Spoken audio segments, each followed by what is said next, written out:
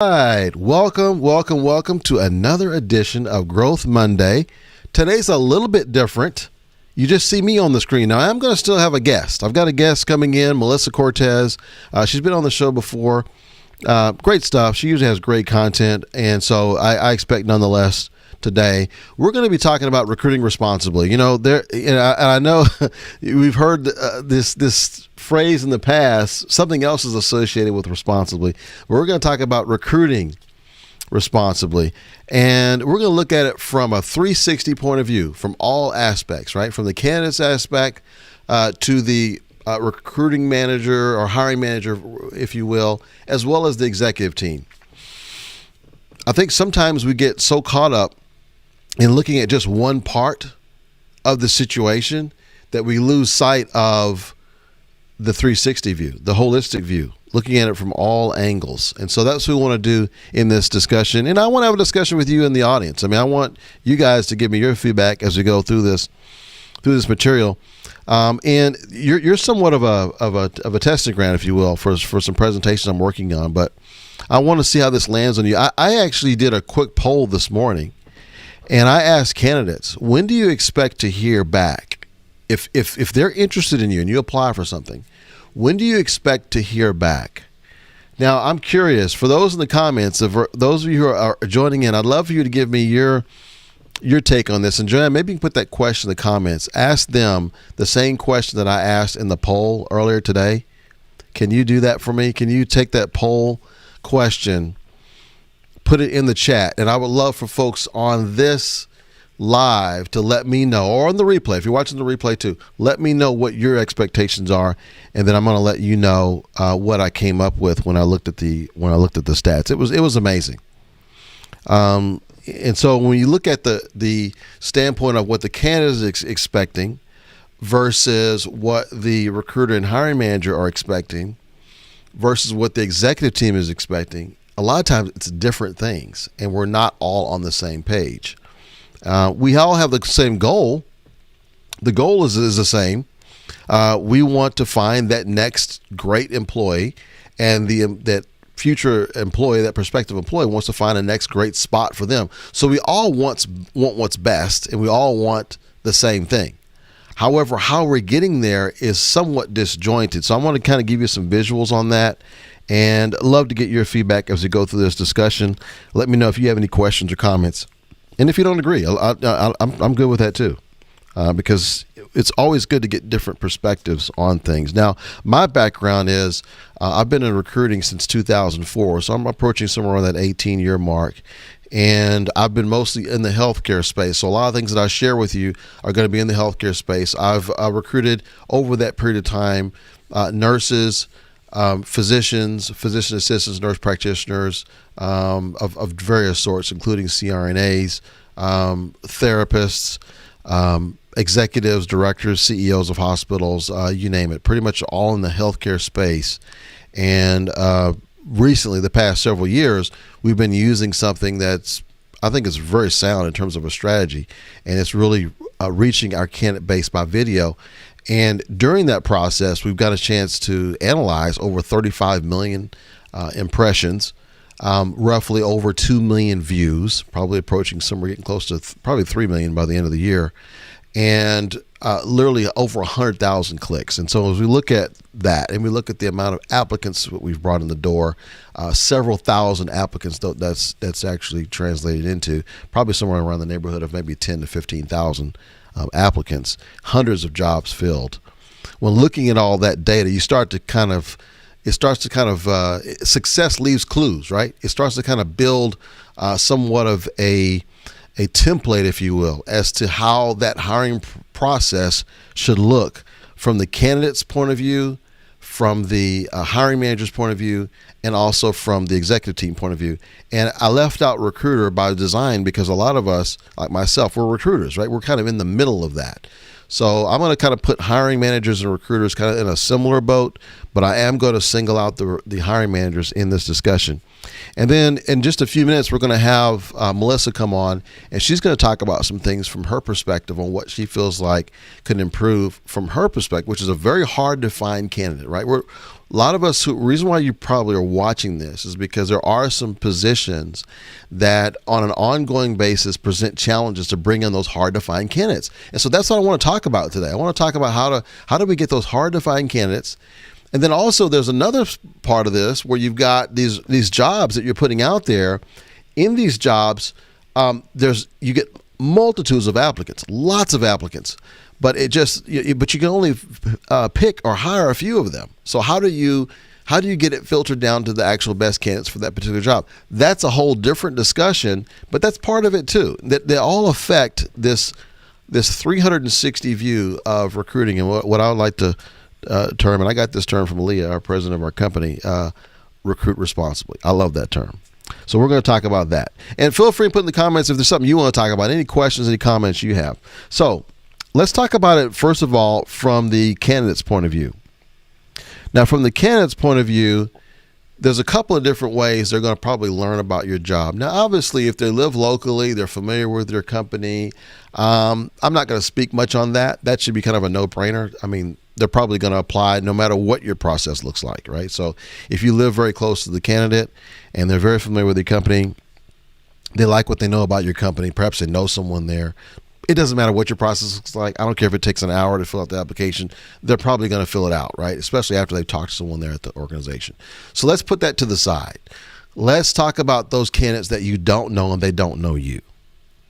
So their expectation, and thank you, Joanne, for putting this in chat. If you're just now jumping on, let us know where you are in the process. Are you a recruiter? Are you a candidate? Are you a hiring manager? Are you executive? What angle? Because we're going to talk about all the angles. What angle do you come at this from? What perspective do you have when it comes to recruiting responsibly? Now, this question was asked, and Joanne, you can let me know what the latest numbers are, if you don't mind. Just pop in that particular poll, click on it, and then look up the results. The last time I checked, it was over 95% expected a response within a week, which is like, wow, that's people's expectation right now, within a week. So the question was, when applying for a job, how soon do you expect an employer to respond if they're really interested in you as a candidate? Over 90%. Joanne, you can let me know let us know in the comments here. Let us know the amount of votes and then what the percentage of each category. Let us know what that is. But the last time I checked, roughly about 15% picked one day. About 2 to 3 days was picked by around, I think 40%, 50%. I think it was about 50%. And then another percentage, a smaller percentage was picking a week. 30 days was the next option, and only about 2% picked that, or 4%, something like that.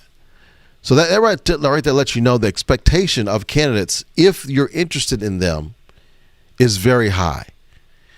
Now, what that also means is if you don't answer within the week, that gives them the thought that you are what? Probably not interested in them. That may not be the case. It may not be the case. You may be that you are actually very interested in this person. There may be some strategies or some processes within your organization that don't enable you to call them that quickly, but that's their expectation. So if for some reason you don't respond within a week, they don't think you're interested. So you're already on borrowed time at that point. Now, historically, thank you. She's got the numbers coming in. So 51% at 2 to 3 business days, 10% at 1 business days. So that lets us know that 61% expect a response within 3 days if you are interested in them. Out of that, 10% expect it in 1 day. Now, the week adds an additional 35. So if you take the 35 plus the 51, that puts you at 86%. You add another 10, that puts you at 96. So between 96 to 97% of your applicants are expecting an answer in a week. Okay, so before we plan our next hiring event, okay, before we plan our next advertising campaign, we need to know how long it's taking us to respond to applicants if you're interested in them. Now, what do you do with the ones that you're not interested in? Well, it may be that something they applied for doesn't really fit what you're looking for, but does that make them a bad candidate? No, they could be an awesome candidate for something else. Hey, Farrah, welcome. Farrah's joining us today. Thank you and she also guessed at it too. Let's see. Yeah, 2 to 3 days was definitely the highest, Farrah. You were correct. So let's say they're not a fit for the position that they applied for. Do we have someone in our company that can say, you know what, they don't fit that job, but I think they may fit this one over here? Do we have someone that can do that within a week? If we don't, that's what you want to fix before you do all this other stuff. Okay, that's the thing that I would suggest. Now, many of you have to do several projects at one time, so it's not that you can't do them both at the same time. You can work on this and your next hiring event or your recruitment advertising campaign. You can work on it simultaneously. But when you get those ads coming in, here's the key: are you responding within a week? And 50%, guys, actually 60%, are expecting it within 3 business days. So if you're not doing it within 3 business days, literally 60% of the people think that you're not really interested in them until they actually hear from you. And that's not a place where you want to be when you're trying to recruit hard to find candidates. And that is defined, I'm going to define that as a set of candidates, a pool, that don't readily make themselves available when you post and pray for jobs. Post and pray for applicants, I should say.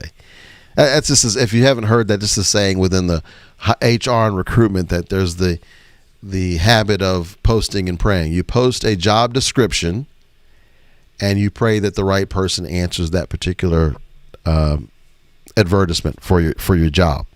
Okay, so the candidates are expecting a very quick response. Now, once you do show interest, this is the other feedback we're getting, and I want those of you who are chiming in, if you're just now chiming in, let us know where you are in this process and if this vibes with what you're thinking. But a lot of the candidates we've talked to, once you show that initial interest, if there's mutual interest there, that some type of screening takes place within those first few days, and then most likely some type of face-to-face interview, whether it's virtual or in person, some type of interview will happen within about a week. That's kind of their expectation. So what I would suggest hiring managers to do and recruiters and HR departments to do is to look at, when we do answer that person, let's say we are answering them within a week, how quickly are we getting them engaged in the interview process, and how quickly are we getting them interviewed? That is another stat that you want to look at. How long are these folks sitting in the new status? How long are they sitting in that screening status where they're waiting to get that first interview? So if for some reason that's not happening quickly, that is a cause for concern before you do a lot of the other stuff. Now, some companies feel like, well, we've got to do everything internally, and I can respect that. But I would say if you're not able to reach those things internally at this time, hey, Rosina, Dr. Malaska's here. Good to have you from Southwest Texas. She says 2 to 3 days also, and roughly about 50% of the respondents today so far, Rosina, they've all said that they're expecting 2 to 3 days also. So what you're saying is right in line. So guys, it's kind of a high bar. It's a high bar for those of us who are in recruitment or hiring managers. And those of us who are hiring managers, when we receive that resume or that CV from our recruiter to engage with this person, if that recruiter has not talked to that person, they're just kind of screening the resume, all the more so you've got to make a much quicker contact. There's more on your plate there. Now, if they've done that initial screen, it might buy you a couple of more days. And those, you can let me know in the comments if you agree with that. It might buy you a couple of more days, but not much more time. We want to try and engage with those candidates within that week, within that first week. 96% so far in our survey, it has to be within the first week. And roughly about 61% are saying within the first 3 days. 10% within 1 day. So candidates are expecting that. Hiring managers, do your expectations align with that? Are you showing interest or not within a couple of days. If you're not lining up with your candidates' expectations, and those candidates who are the top candidates for you, you're going to lose their interest very quickly. They're going to move on and apply somewhere else and show interest somewhere else. Another thing I've noticed whenever I've shadowed several nurses, and since I've got a couple of good nurses on right now, please let me know what you guys think. But whenever you're looking for a position, how often are you just looking at one position at a time? Probably none of you, right? I would love to see in the comments roughly how many are you looking at one time. Whenever you are in that job search, are you looking for 1, 2, 3, 4? I've heard as many as 9 jobs at one time, but I want to know what is it that you do in your experience.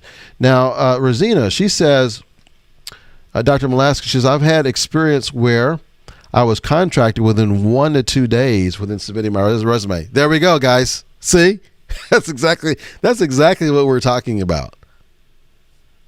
That's exactly what we're talking about. So she was looking for a position, and within 1 to 2 days of her submitting her resume, she was already hired. Okay, and she also says she's looking at five jobs at one time. So it's really easy to filter out. If you have, let's say she's applied for 5 jobs, and out of those 5 jobs, only maybe 2 of them responded within a couple of days, that automatically filters out the other 3. It just makes it that much easier for the nurse to filter out the ones that aren't responding. So we don't want to be on that side. We don't want to be the ones that they're filtering out. That's the point of this session today. Okay, now as we move on to response, and I know the hiring managers, I know you're busy. I know that you're busy, and part of the reason why you're even extra busy is because you're shorthanded, especially if we're talking about nurse managers, lab managers. All these folks are very busy and they're short staffed, and so they're having to do some of the work of the staff, and therefore they have less time to look at resumes. But this can be kind of a vicious circle if you don't have time to review the resumes and actually speak to the people, because what's going to happen is it's going to exacerbate the problem, and you're going to be more short-handed. So I know it's counterintuitive, but this is just something that has to be done. Be committed to 100% of the time responding to all of your applicants that you're interested in within a week. And what I'm learning from Dr. Malaska, what I'm learning from Farah, and about 50% of so out of about 300 people, about half of them, about 150 of them say, I want a response within 3 days. And then another 10% are saying, I want a response within 1 day. So that puts you at over 60% of the people are saying that I need responses within 3 days. So how often will you get that done? That's what you want to commit to. Now, a big part of the issue is not having resources. So when you don't have the resources, what do you do next? And let me just put something on the screen here. Thanks for joining us, Dianera. Appreciate you. Hello. Okay, let me bring this up on the screen here, and we're going to have Melissa come up here in just a few minutes. And Joanne, maybe you can make sure to let Melissa know. We'll have her up here right at 2:30 here. Okay, so I want you to look at this page here. A lot of folks make the assumption that. One second here. A lot of folks make the assumption that people are going to find your job based on your career page. And that's just simply not the case. Most people do not find you by your career page. They're going to find you generally via a job board. And so on that job board, they will find you amongst several other jobs, like Rosina mentioned earlier. She's looking at 5 jobs. So she's probably looking at those 5 jobs either through a recruiter, or if she's on a job board, she's looking at them via a job board that has several jobs that she could have an interest in. So what does that tell you? They're not finding you through your career page. So just by having a job posted somewhere, or actually a job posted on your career site, doesn't mean they're going to find you there. It's very, very likely going to find you somewhere else. Okay, So Dr. Rosina, she's saying that's not true. What's not true? Let us know what's not true, because I'm missing that part. Let me know, because I want to make sure I'm relaying accurate information. So anyway, we found when we analyzed the data, roughly 80 to 90% of the people who apply for your jobs found you through a job posting site or a job board of some sort, like an Indeed, Glassdoor, Simply Hired, ZipRecruiter, all these different other sites. They're not finding you through your career site. That's just organically, and the reason why that is because of inventory. Most nurses do not want to, or I'm going to say any candidates. Candidates are not going to want to go to individual sites initially to look for jobs, because not only is it a lot of work, but they want to be able to see all the jobs in one place very easily without having to go to all those different sites. Finding you on your, okay, so I wasn't actually talking about that, Rosina. I was talking about the flip around to that. So what I'm saying is that okay, so she agrees.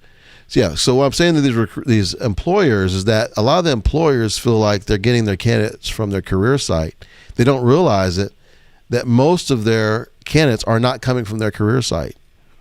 Now, if they're coming from a recruiter, that's a whole different story. But if they're coming like electronically through their system, most likely they came through a job board, because a lot of these job boards, including Indeed, LinkedIn, not just Indeed. So LinkedIn even aggregates what we call aggregates job boards. I'm sorry, job postings. So let's say, I'm just going to make up a name here locally. So let's say Harris Health System. We have here locally. We have several others too. Whenever they get those applications coming in, and I haven't looked at their numbers, so I don't know this for the case for them. I'm just giving you an example. When those applicants come in, a lot of them are coming in through some type of a job board, and they were referred by that job board. So for instance, I'm going to use as an example, let's say Harris Health, all of their jobs will get pulled into that job board. And then so when Rosina or Farah or one of our other folks are watching, when they start looking for jobs and they go on Indeed, lo and behold, all the jobs are there, because that job board is pulling all of those jobs in. Now, when they go to apply for the job, that's when it will send them to the career site. And that's why some folks think that, oh, we're getting all these applicants coming in through our career site. A lot of them haven't even seen the career site. They just clicked on the button, they clicked on the job posting, and they clicked apply. Which brings me to another point. When you do have them apply, make sure when you have them apply that they're able to see all the benefits of working with your company within that job posting, because we know that most of them are not coming in through the career site. So that's one thing I will share with you today, is make sure you have as much information as possible about your organization that you can fit in that job posting, so that when LinkedIn pulls your job and puts it on their system, or if Indeed pulls your job, not if, they will. When they pull it in, make sure you have as much information as possible. And for those of you who are bold enough to put your compensation in there, you're the ones that are really going to win. Because at that point, a lot of these folks are not putting their compensation in there. Okay, great. Now, look, I'm going to bring in Melissa here. Let me get her up on the screen. 1 second here, Melissa. I'm bringing you in here. So, Melissa and I, we're going to talk about how organizations themselves can attract more talent, and retain them. So, Melissa Cortez, welcome to the show. You're muted, actually. Hi, I'm just talking, the air. But it's been that kind of day, no Wi-Fi. The bus schedule didn't work out, so I'm waiting on the kids, but it's good. It's a line of like 3,000 people, so we're good. Oh, wow. And we got some nurse friends on here too, Melissa. We've got Rosina Malaska, who you were on the show with. She's here today. Hey. And then we have Farah Laurent. She's also a fellow nurse as well. So cool. We're all here kind of talking and having a discussion here. I love it. Well, thanks for thank you amongst all the things you just mentioned. You're still here, so I appreciate you being here with us today. And I got through talking about from the candidate's perspective what their expectations are when applying. I also talked about, with the hiring managers, because they have those expectations, the hiring managers have to be that much more diligent in responding to their applications. And so I want to kind of move to what are some decisions that executive teams can make to make their organization that much more attractive to these healthcare staff in particular, as well as retaining them long term. So give me your best couple of ideas for that, Melissa. Let's just kind of play around with some of these ideas, see what we can come up with. Sure. I think the most important thing to remember, it's not about money anymore. I don't know if you saw my post the other day. Someone was like, oh, we're giving them a $2.70 raise. I'm like, you've got to be kidding me, number one. And it's really not about money. At this point, it's about what does the organization look like? What are we doing for the nurses? What are you doing for your staff? What are you doing to support them? What are you doing food-wise? I mean, nurses everywhere are starting to wake up. We need to be healthy. We need to be better at what we do. So I think that in order for us to be well and promote wellness, we have to be well inherently. And I think we're starting to realize that. So, having good food options in the cafeteria, having something available for them. And that's something that's easy to do. I mean, you're already getting food from, wherever you're ordering your food from, your vendor. So just instead of throwing things out, instead of wasting things, making it so that they can be utilized. The extra, whether that's a smoothie or protein shake, so they don't, when they miss a meal, then offering some sort of support. When you get onboarded as a new nurse, especially, I feel like there's a lot of new nurses out there now. And when you get onboarded, allowing there to be a support community and not necessarily that burnt out nurse, that's the only nurse you've got left that can teach everyone. If that's the case, then bring in somebody from the outside. I mean, if you're going to look at cost benefit versus retention costs, bring in a consult, bring in a coach, bring in somebody that's really vested and still loves nursing and still wants to be there, because you're going to retain staff and you're going to change that culture. And I feel like when you have bad culture, then the nurses come in, they learn that culture as a new nurse, and then you just proliferate it, and it's not a place where people want to work. So I would say, looking at healthy meal options, looking at healthy wellness programs, looking and stuff that's tangible, not stuff that's in another building outside. Right. And that's something that we've talked about before. You're giving these resources. Oh, we have all these resources that we paid all this money for, but no one's using them. And why is that? And I think bringing someone, to a hospital that is innovative. If the nurses have really good ideas, if you're struggling with something, be transparent. And I think that is the most important thing when we're looking at going forward, is being transparent. Yes, we have these issues, but we're solution based, and really mean it, and allow your leaders to have autonomy in fixing those solutions. Yeah, no, that's great stuff. One of the things you reminded me of just now is that when you talk about being transparent and open, that we're trying to fix stuff right now, there's a lot of organizations that are very hesitant to do that. They're like, oh, we don't want to put our stuff out there like that. So give me some suggestions on how, if things are not so great, how could they be transparent to a point with the nurses, but at the same time, not feel like they're putting out their dirty laundry out there, so to speak. Because your dirty laundry is going to get out there as soon as those nurses hit the floor. There is no protecting dirty laundry at this point. And I think it's being solution based. And if there's a big problem that your nurses are coming to you and saying, this is a serious problem, we need to fix this as far as quality, like staffing ratios. We're all having trouble with that right now. Well, I'm sorry to say, but it has to be at a point where we push administration to stop allowing admissions. And I know it's a money thing and it's a cost thing and but it really is unsafe. It's causing moral distress for your nurses. And you have an opportunity as an executive to create change. If you're a recruiter and you're bringing in employees, you need to be at those meetings where we're talking about what are we doing when the census is high. Because you cannot recruit employees and put them in unsafe situations. And that's where we're at. and you're recruiting people, but then they get in here and they're like, whoa, I can't handle this. Oh, wow. So if you have to say, okay, well, this is our max unit capacity, then, that's where charge nurses, nurse managers, they've been on the floor since the beginning of this pandemic. There isn't a lot of sitting in the office anymore and doing that. And then upper level executives need to understand that nurse manager is probably out taking patients. So what are the things that can be streamlined? So one of the things that I learned when I was at Mass Gen was that they were like, okay, look, the policy says hourly rounding needs to be completed.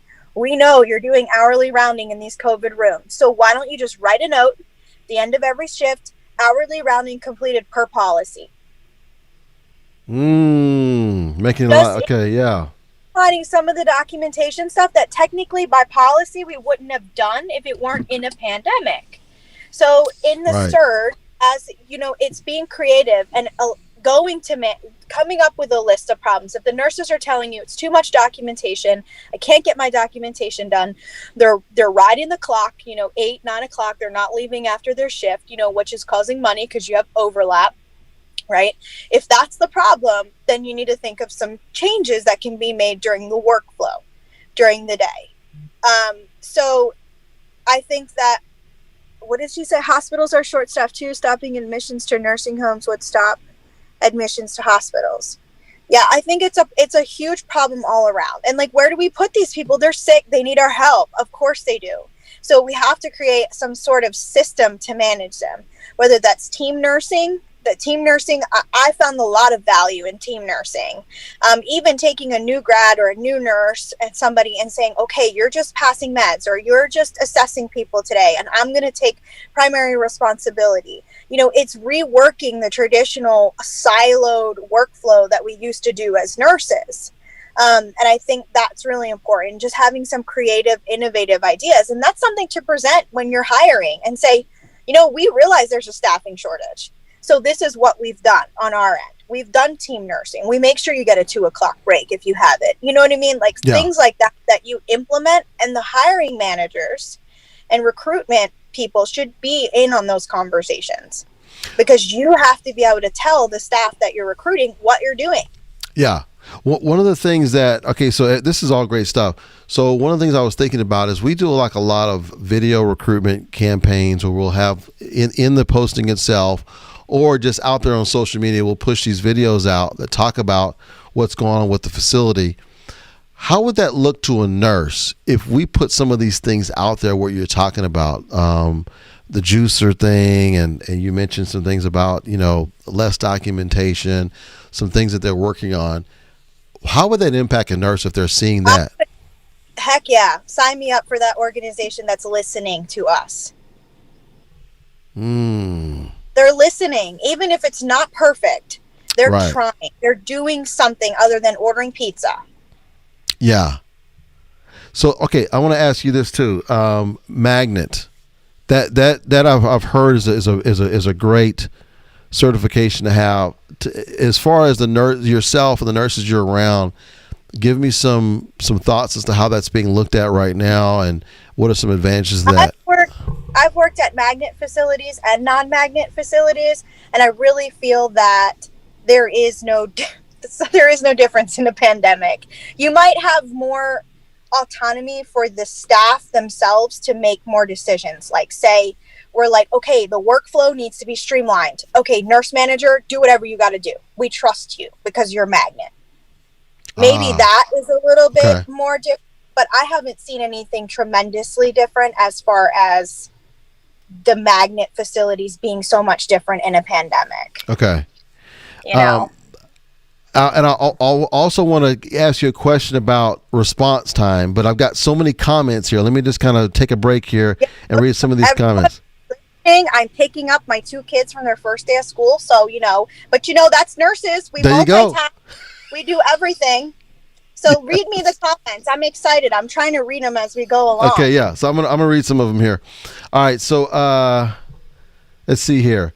Okay, fair. Okay, this is about salaries. 'Cause I talked about this earlier. I was like, look, if you put the salary in the job posting, you're going to make it easier for the nurse to see where you guys are at money wise, and it's going to give you that much more of a leg up when it comes to competition.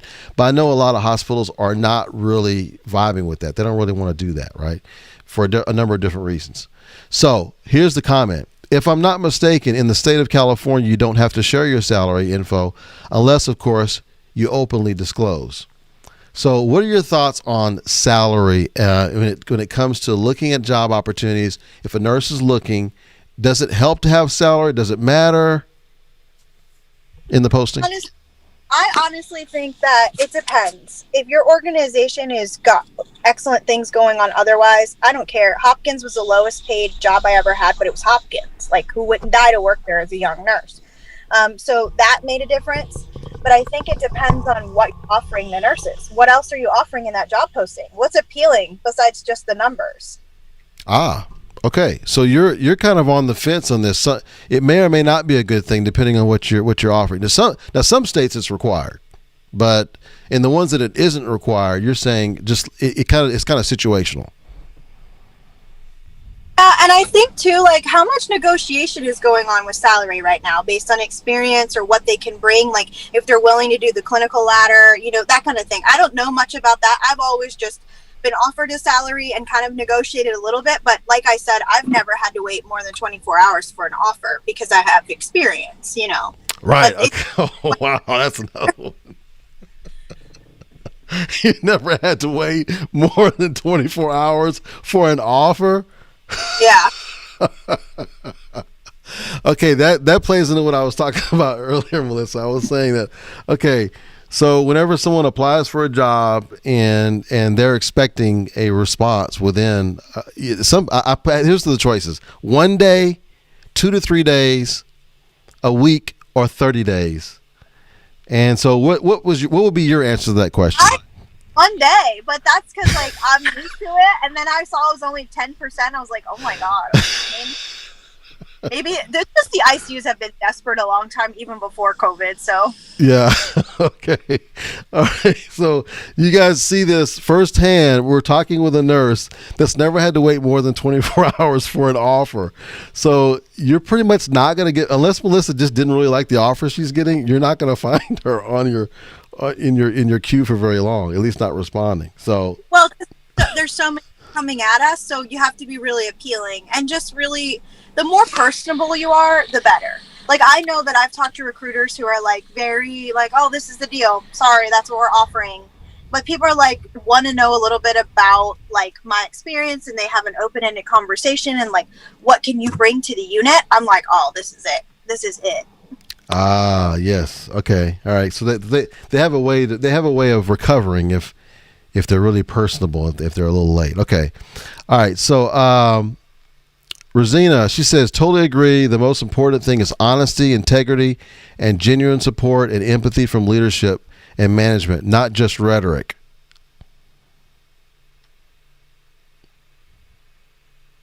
I think that's important to talk about. How do you determine whether it's rhetoric or authentic? Let's do that. And I think the reasoning is you don't just say, I know this must be so awful for you. I know it's been terrible. It's terrible everywhere. You come with a solution. Don't say that to me. I know it. Like, I know it. And if you're out on the floor, be visible. Empty the trash. Give me a piece of gum. I don't care.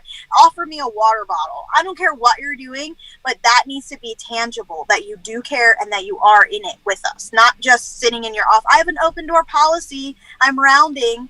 No, you come over and be like, Mel, this is an instance of moral distress. Are you doing okay? Mm-hmm. Yeah, that's true. Educate yourself on what's going on, how to respond, and what to do and what not to do and what's working.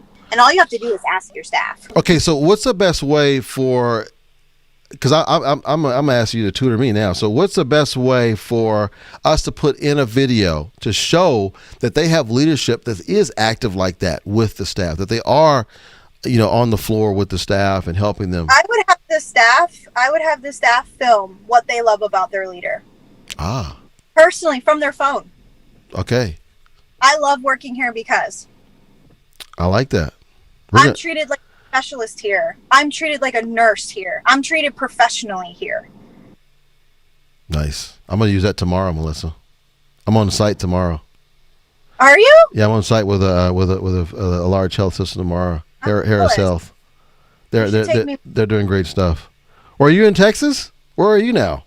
I can be anywhere you want, Rollis. I have a camper now.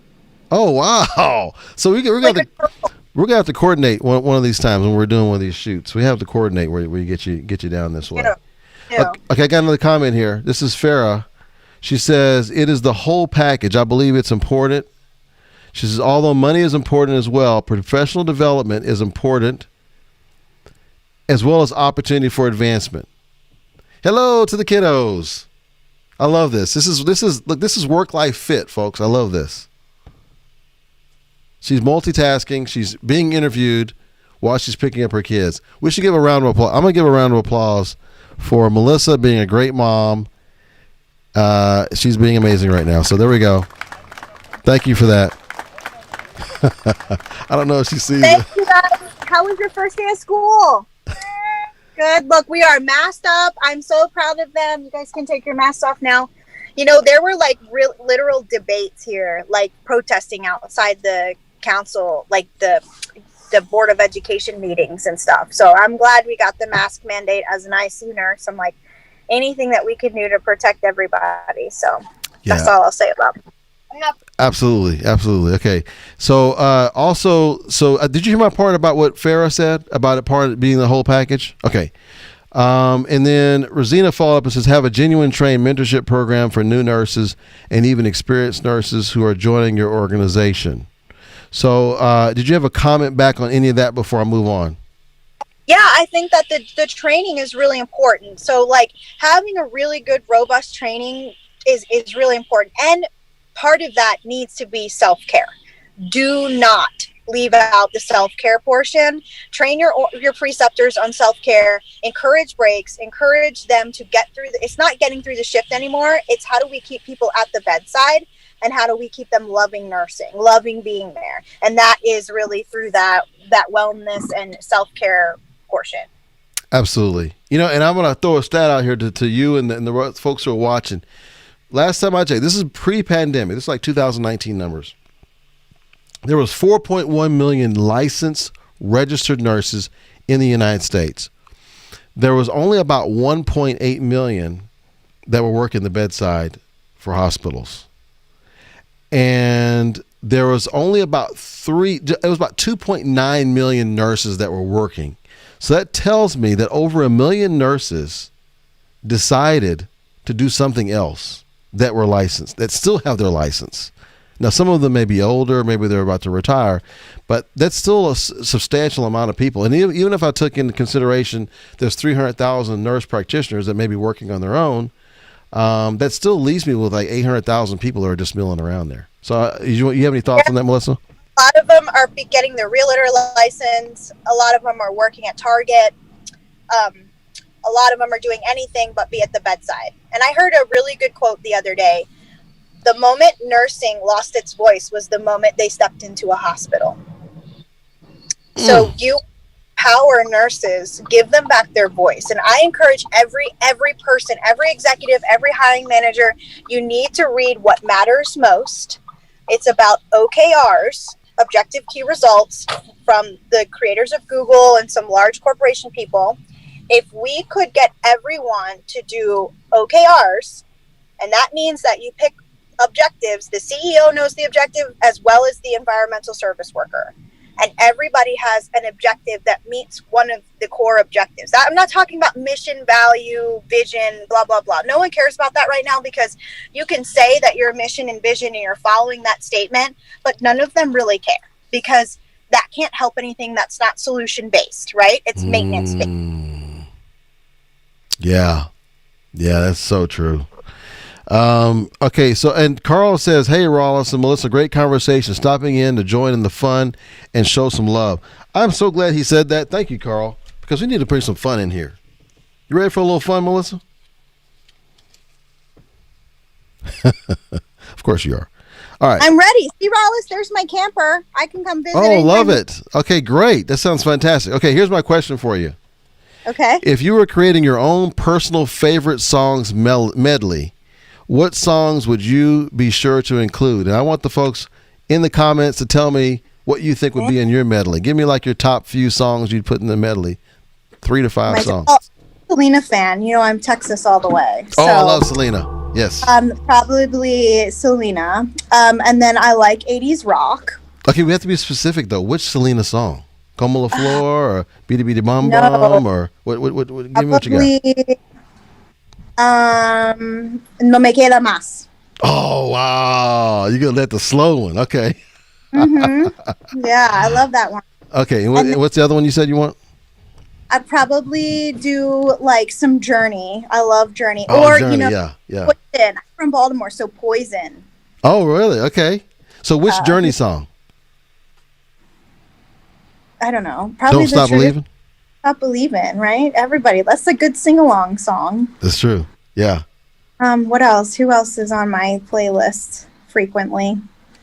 I'm a Cardi B fan. Oh, really? I love her. She's hilarious.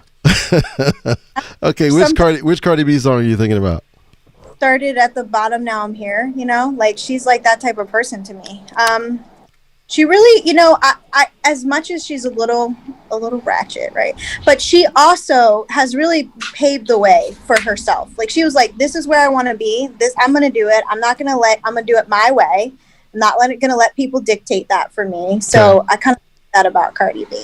Yeah. I don't really know which song in particular. One of her old ones, like original one. Got it. That's a pretty strong medley list. Guys in the comments, let me know what would your medley include in your favorite song medley. Okay, Rosina says stamping out and being genuine about de-alignment, I guess, with bullying and bulliers in your organization, your departments. All it takes is one. Why people are bullied?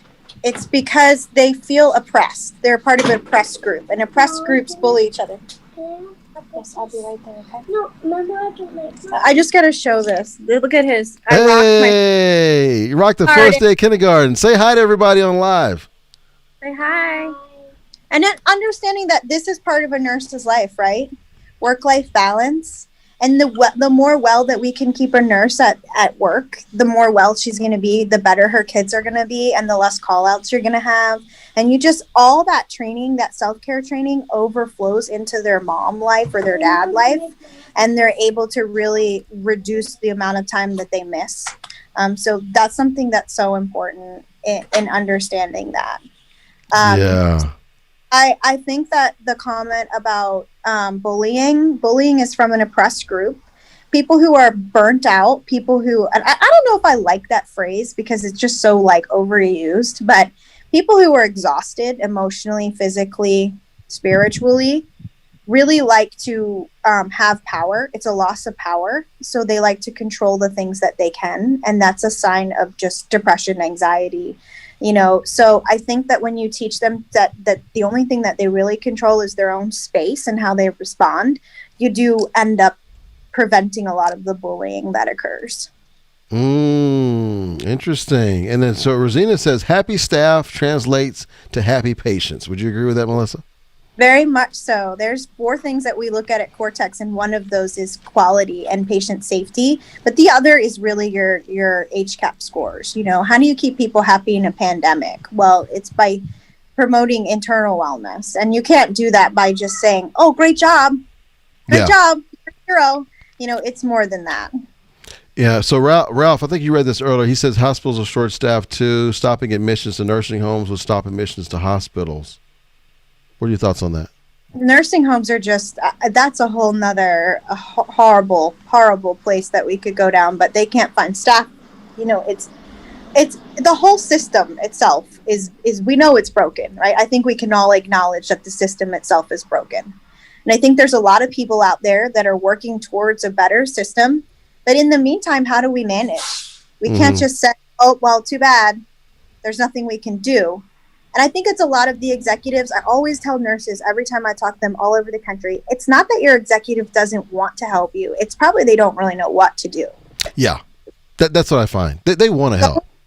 Going out of our industry, healthcare, going out of the healthcare industry, that's why I recommended that resource, OKRs, Measure What Matters Most. That's from a business side. Also, Melanie Marshall has a great book on trust. Oh yeah, Melanie's going to be on the show. Is she? Oh my God, Yeah. you're gonna love her. Yeah. You were the one who referred her to me, so she's gonna be on the show. Okay, so Rosina says, "Oh my God, you are so on point, Melissa. I'm dealing with it every day in my contracts. The charting is unbelievable in this pandemic." Talking about charting. Look, I'm the big proponent of I chart what's necessary, and if you want to keep pulling me into the office and telling me about my charting, I'm gonna quit. And so are all the other Keeping it nurses. real. So if you're still doing that, nurse managers, you're still pulling people in for charting, and it's the same stuff over and over. Figure out the solution instead of keep reprimanding your people. Figure out a solution. That's your job, and I know because I've been there, and that's a very hard box to operate in. Yeah. You know, that's part of what you take on as a nurse manager. And I'd be happy to give anybody awesome ideas that I've used in the past that have worked. Well, listen, you've been amazing today. What that folks need to know more about what you're doing, Melissa. So tell us about what you're doing right now to help organizations before we wrap up. Yeah, sure. So right now, our crisis response team is deployable. Reason I have the camper, we do 48-hour bedside crisis response. We teach nurses and other healthcare professionals how to deal with stress at the bedside. And that is through neuroscience-based, evidence-based. It's all totally not woo-woo. People are like, oh, mindfulness. I'm like, no, it saved my life because I was a bedside nurse that came home with PTSD. And, you know, I've partnered with Alex Health, which is a new organization that helps nurses and NPs start their own independent-led practices, but with the goal of allowing them to have more time, but also to flex into hospitals and use systems to help fill in staffing needs. So really cool, really cool. I've been doing some work with Nurses Transforming Healthcare, trying to get some traction on a new healthcare system in the United States to fix the broken system. But in the meantime, I really spend most of my time really supporting nurses and their leaders that really have no idea what to do. Mm-hmm. Well, here's some simple things that we can do. That's awesome. By the way, Rosina wanted to clarify her comment. She was talking about from a travel nursing perspective. During this pandemic, they really have no choice when it comes to that charting thing. Any thoughts you want to give on that? You always have a choice. That's the first thing in healthcare that we need to start learning is you always have a choice about where you want to be and what you want to do. And I would encourage hiring managers to remember that and people in executives to remember that nurses are starting to realize I could go be a realtor or work at McDonald's. So, and honestly, I got offered to work at a gym for like $20 an hour. And I was like, oh, well, this is better. This is better than being at the bedside right now. So the things that are keeping them there have to be a little bit changes to keep people there. We have to start changing the system in whatever way we can. And hopefully, you know, they'll start listening to some of these, even the travel nurse. Like you said, the travel nurse can go get another contract somewhere else. Yep. And there are facilities out there that are being lenient with their charting or are changing things because I've worked at them. So that whole idea of there isn't anything out there, this is just the way it's done, that's not true. So I encourage people to do their research, to find a mentor, you know, and to reach out to those people that have a little bit of knowledge in that space. Well, I'll tell you, this has been great. And there's so many more comments, and it's such insightful comments here. I don't know how much time you have, but I don't want to hold you up. But oh, no, we're good. We're good? Okay, so Rosina says, Farrah says, creating a healthy work environment and leadership needs to those individuals needs to be with those individuals accountable for their behavior. Nurses also have to hold each other accountable and support our novice nurses and break the cycle of bullying new nurses. If you bully the new nurses, you will not be able to retain them. So this goes into something you were talking about a little bit earlier with the bullying part. But what would you say about the holding accountable thing? I think that nurses have always been really good about holding each other accountable as far as care and quality goes. But I think that right now we're in such a bad space mentally and emotionally that there's a lot of negativity. And that's one of the things that when I come out to a facility or I'm on site, I'll hear them and I'm a space and I let them complain for a good 5 to 10 minutes. And after that, I'm like, okay, look, I know I've seen it all. I've heard it all. I agree. I feel you. I hear you. But at the same time, we need to move forward. So let's focus our attention there. Let's focus on solutions. What would you do if you were the manager? What would you do if you were in this spot? And a lot of them will go, well, that's why I'm not a manager. I don't want to know. I don't want to be. Got a lot of negativity, and that's like, I'm like, okay, but I need you to help me. I need help. And that's one of the things, being vulnerable and being honest and saying, I need help. I need some solutions. I'm willing to listen. I'm willing to, try and navigate and take your voice to the top, and I think that's where sticking together and trying to be bold as a nurse it is important. And that's, to me, that's holding each other accountable, right? Is like, okay, I know that we're suffering and we're miserable, but what can we do to be positive and focus on taking care of our patients and taking care of ourselves? What is it that motivates you, Melissa? Because I know there's been some really tough points during this pandemic, but what motivates you to not only keep being in the profession, but you're helping others stay in it? What motivates you to do this? I mean, you got a camper here for the purpose of visiting organizations to help them out. I'm curious, what is it that drives you to do this? My love for nursing. I never wanted to be a nurse. I wanted to be a dolphin trainer. And my dad was like, I'm not paying for that, Wow. So he literally picked up Forbes magazine and said, here are the top 10 up and coming professions that are going to have a need. You will pick one of those. I was really bad at math. I was like, I guess I like biology. So I picked nursing, and it just happened to be what I was meant to do. And I think that if we keep running away, I could have went back to school and got my NP and just went on and opened a derm office or a med spa and been like, forget this, But I didn't, because I've seen what nurses can do. I believe in the professionalism and the specialty that nurses offer to an organization. And I believe that they just need to hear, we see you. I posted on something, I see you, like ISEEU goes a long way in the ICU. Ooh, I like that. I'm curious about saying, I see what you're doing. I couldn't do this without you. Yeah. So I think there's folks in the community that already like that. They like the point that you mentioned about that. You see that? I don't know if you can even see that. Okay, so the other thought I want to ask you is, when it comes to organizations trying to move the needle right now, they're trying to, because a lot of them are hurting. We got to bring in more nurses. What's the thing that we can move the needle on that will give the greatest impact without as much of a financial burden? How much is it cost to do a billboard? Do you know? A billboard? I would think probably, let's say $500 a month. Let's say $6,000 a year. Probably about $6,000. $6,000 a year. But that's just a basic. I mean, if it's like a very, very high visibility spot, it's probably much more than that. It might be more like $100,000. Right? $500 a month to do a billboard. I'd say minimum. That's like just bare minimum. You could, with all the advertising you're spending on. Okay, while she comes back, I'm gonna read a comment. Oh, are you back? Go ahead. Boys, they're tough. Okay. So plus I'm an ICU nurse. I'm like, and their dad's a corpsman. I'm like, if you're not dead, we're not. So he stitches up everybody in the neighborhood. Like, our house is always, we're getting knocked on the middle of the night on the door. They're like, do you have any of that glue, doc? I'm like, yeah. So I would say that spending that money on a healthy meal option. Okay. And if hiring is the issue, right, and we know that we don't have enough staff, how can we reappropriate? How can we move around staff so it's more acceptable?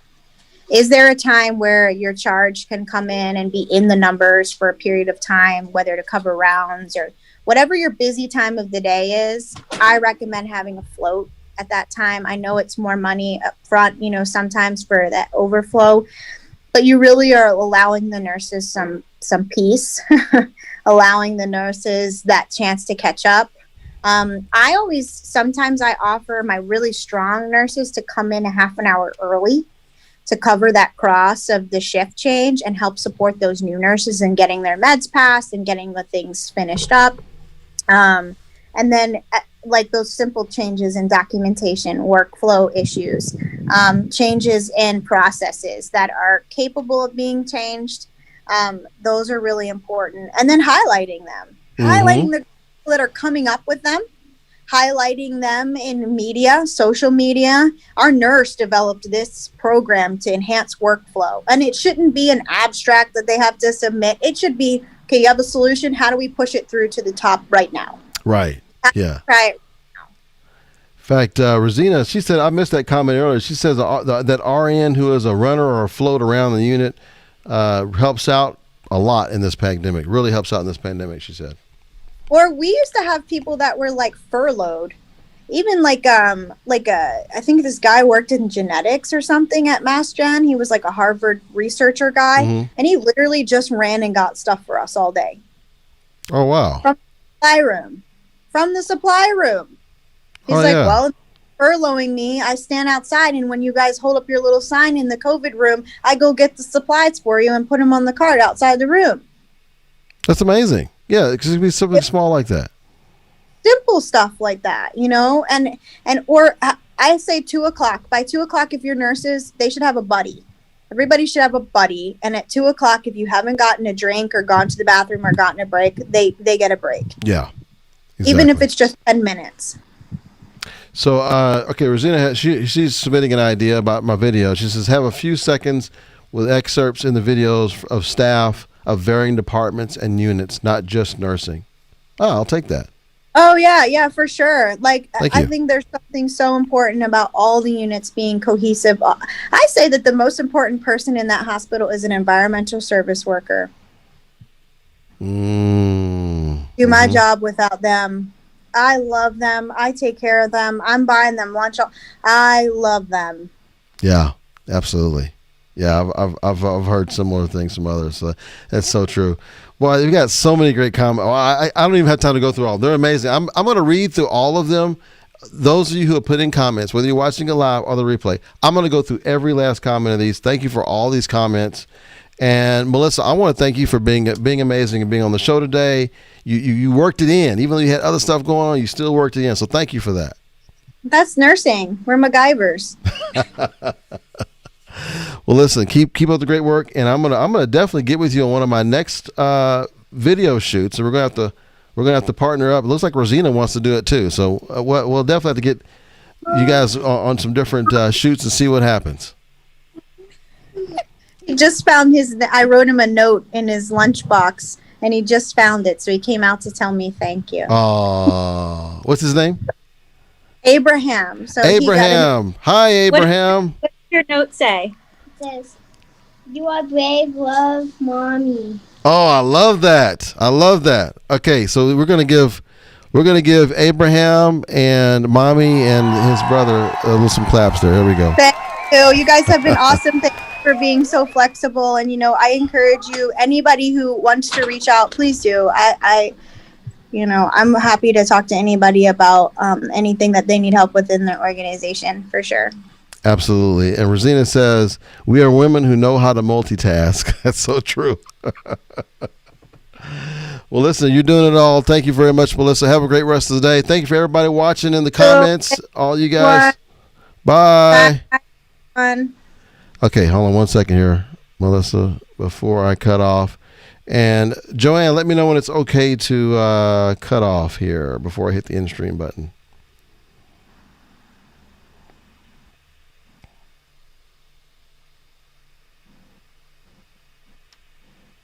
You're good, Rollis. Thank you.